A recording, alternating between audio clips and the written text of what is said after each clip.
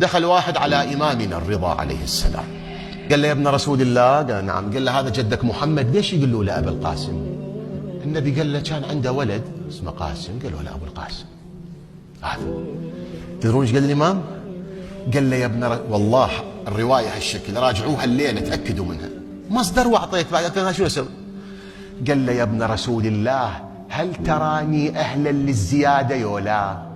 تشوفني أهل أن تزيدني بالجواب يو بس هذا الجواب أكتفي بيه وأني مو أهل للزيادة؟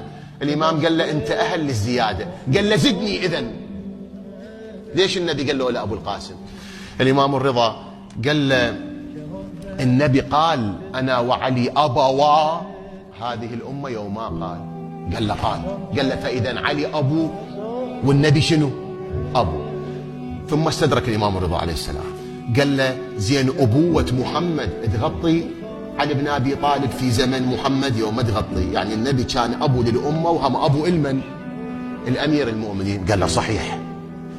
الإمام الرضا قال له علي بن أبي طالب قسيم الجنة والنار يوم مو قسيم الجنة والنار؟ قال له قسيم. قال له ولهذا قيل لمحمد يا أبا القاسم، يعني يا أبا قاسم الجنة والنار. إذا تريد زيادة هاي زيادة. هسه أنا كنت أتمنى هذا الراوي يقول للإمام الرضا زدني يا ابن رسول الله، بس ما قال.